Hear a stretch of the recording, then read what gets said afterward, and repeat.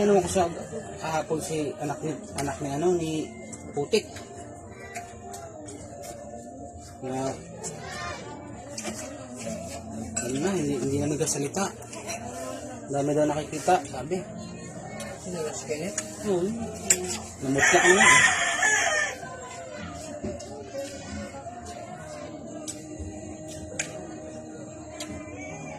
Kenneth ko.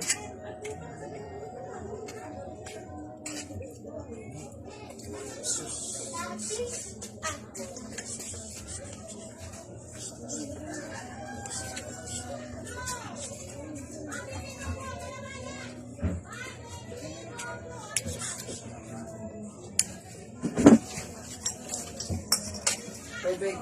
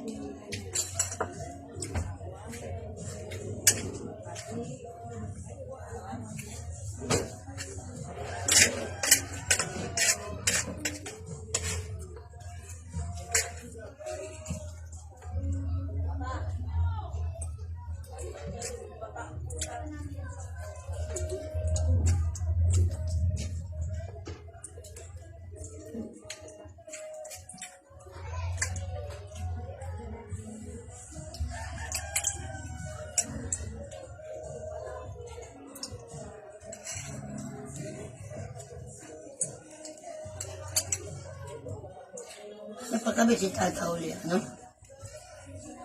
Eh? Bumubuhay pa na dati.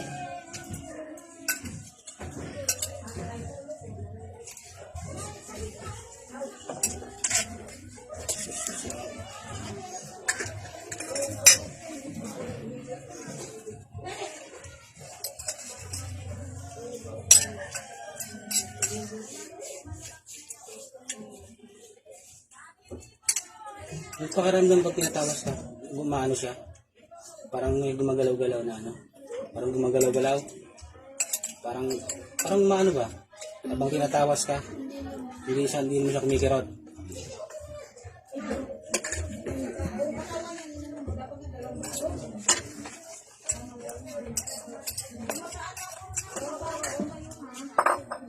Ayan, oh.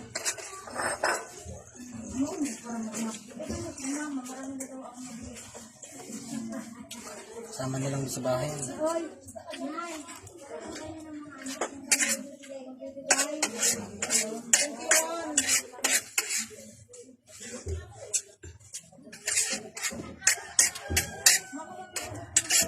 Kasama niyo lang sa bahay.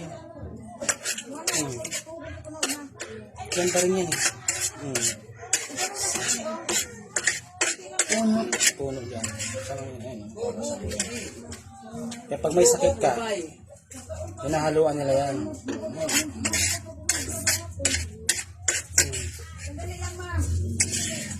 Kaya hindi gagaling kapag kainom mo na magalang mamagayan. Guy. Ito dyan sa likod. Puno na ano. Puno din ng ano, yung hindi santol, yung ano, yung dalawang puno kasi nandyan. Yung parang bulak. Mga parang bulak. Dati nakatayo rin dyan banda sa bigasan ni Reggie. Meron dyan eh, malaki. Ano? Puno. Dalawang puno rin naman dati dyan eh. Pero tao talaga. Isa mga mo, ito rin na ganun. Hindi santol. Sakit ang ulo niya. Tapos mo yung kamay mo tapos saptas mo sa maga. Ano yan?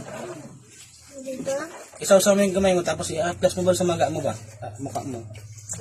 Dampi mo. Dampi mo lang para kung ano yung humupa yung ano, maga. Pangatlong araw wala na yan. Sabi niya, Dok. Hindi, hinahaluan man yan pag may sakit. Kung masakit ang tao, hinahaluan talaga nila yan.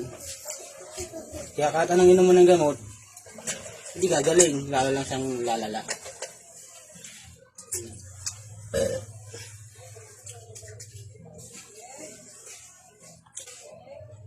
Maalat na nga, maulat na nga dito sa ano. May ugat. Ano yan. Natin natin.